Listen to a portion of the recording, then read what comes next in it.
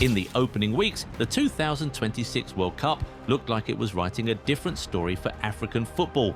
10 nations from the African continent made it to the World Cup for the first time ever, and 9 of those made it through to the knockout rounds. It was surely something worth celebrating, but reality very quickly hit when most of the nations were wiped out in the round of 32, and only 2 of the 10 made it to the round of 16. This brought up an age-old question: why do African teams fail at the World Cup?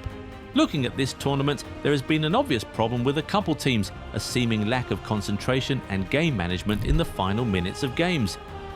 Hey fam, this is your chance to build the jersey collection you've been waiting for. The Goal90 bundle deal is live. Buy 2 jerseys and get 10% off. Buy 3 and get 15% off. Buy 4 and get a massive 25% off. Club kits, country kits, retro classics, pick your favourites and save big. And yes, every order comes with free worldwide shipping. Goal90 bundle deal. Buy more, save more. Shop now at Goal90 Shop.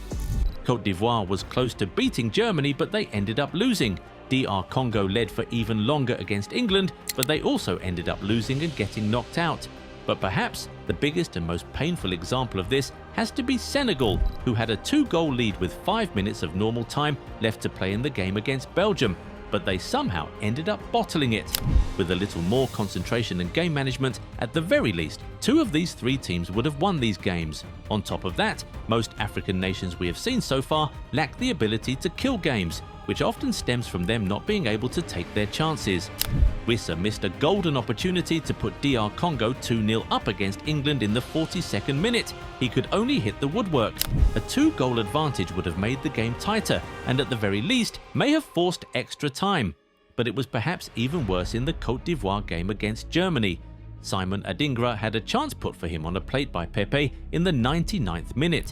If he scored, he would almost certainly have won it, but he made a mess of his chance, only for Germany to go the other way and score the winner 4 minutes later. In football, if you don't take your chances, you will, more often than not, end up really regretting it, especially on a stage as big as the World Cup. For most African teams at the tournament, the goalkeepers turned up, from Vozinha to Mpasi to Atizigi, Asare and Bono, but the attackers didn't seem to have really come to the party, and that has really hurt them. But of course, it'll be ignorant of us to blame it all on a loss of concentration and inability to take chances. The truth is that there is still a massive gulf in quality between teams from Europe and South America and teams from Africa. DR Congo actually played very bravely at this World Cup. Coming into this tournament, they had never scored a single goal or won a single point at the World Cup, but they gave a very good account of themselves against tournament favourites Portugal and England. They were just eventually overpowered by the quality and persistence of a really strong team, and particularly a world-class striker.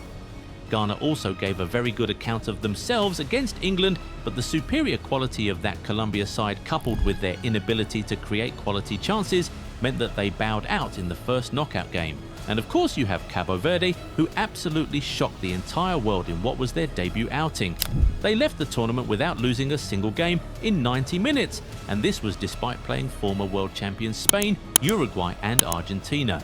Against Argentina they were terrific, pushing and pushing until the final seconds of extra time.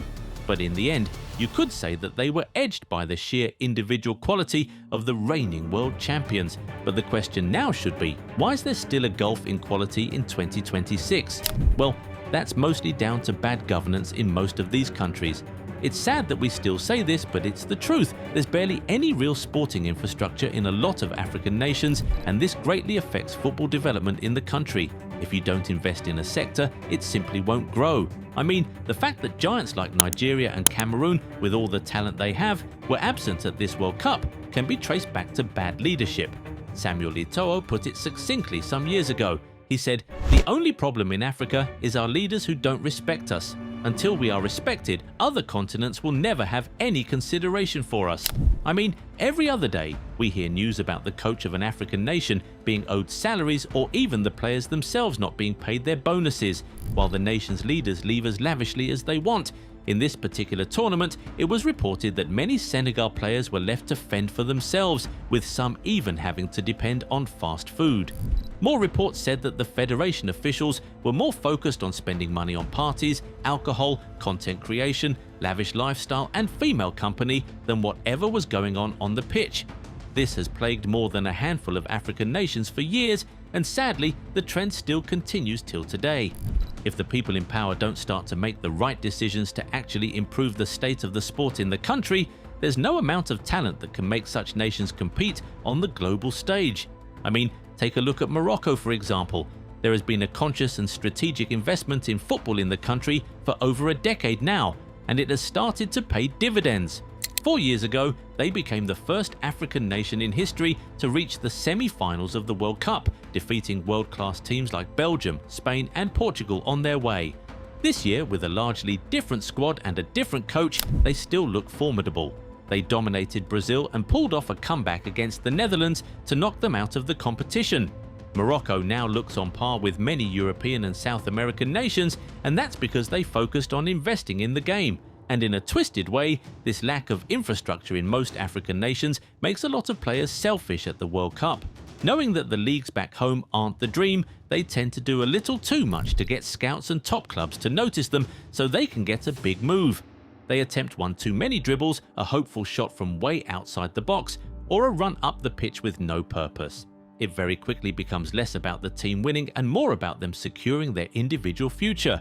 But investment in the game doesn't only look like building stadiums and developing academies, it also shows itself in little things like scouting. Here's an example. Amadou Onana was born in Senegal and lived there until he was 11 years old. But now he plays for Belgium. Believe it or not, Senegal never called me because I think they just didn't know about me. But obviously, on the other hand, I've played for Belgium since I was 15, I think, so under 16. And then for me, I think at the time, so I think even though I don't play for the national team. When asked about this in an interview, he said that he's not playing for Senegal right now because they never called him, and he believed that was because they never knew about him. With the right scouting, Senegal would have had a top player like this in their squad right now. Instead, he was part of that Belgium team that sent Senegal packing. Little things like this can make a world of difference on a stage as big as the World Cup, and if African leaders continue to ignore them, it would be a long time before real progress is made. Right now, Nigeria has a chance to hire one of the brightest minds in football to take over the nation's footballing project. Michael Emenalo was born in Nigeria and started his career at Enugu Rangers, a club in the southeastern part of the country. He represented the Super Eagles on the international stage, but he became even more prominent after his playing career. He was appointed as technical director at Chelsea in 2011, overseeing the signing of players like De Bruyne, Mata, Kante, Hazard, Fabregas, Salah and Courtois. On top of that, he helped build the Chelsea Academy and helped strengthen the women's team. He would go on to become the first ever director of football of the Saudi Pro League in 2023, helping make decisions that have hugely improved the quality and reputation of the league in recent years. Now that he has stepped away from that position, the Nigerian government, or that of any other African nation for that matter, should be hiring this genius and handing him the keys to the nation's football project. But so far, we've heard nothing to that effect. The time has really come for Africa to stop relying on foreigners to develop their own football. Morocco and Egypt are the only African teams that made it to the round of 16 this year. Guess what? They are both led by coaches from their own country. Cabo Verde, the biggest surprise package of the 2026 World Cup and one of the most impressive teams at the tournament, was also led by a coach from their own country. There's obviously more than enough brains, passion and talent in Africa to turn it into a footballing powerhouse in the near future. The leaders just have to do right by its people. Another big deal is the loss of foreign-born players. With better infrastructure in the West, these players develop faster than the ones back home, and it's so clear to see. The chances of these players picking African countries is almost close to zero. Most of them pick African countries after years of rejection from the foreign ones. Even for siblings who have similar opportunities, the story is the same. Nico plays for Spain, and Inaki plays for Ghana after waiting many years for Spain to consider him. It's the same story for the Doué brothers and the Pogba brothers. Soon Mbappe's brother might have to choose Cameroon. These are not bad players, but you get the sense that if they were better, they would not have chosen their African countries. Anyway, it is now time to hear from you guys. In your opinion, why do African teams fail at the World Cup? If you enjoyed this video, give it a thumbs up and subscribe to the channel. Also, turn on the bell notification so you never miss out on new content. Catch you in the next one. Bye.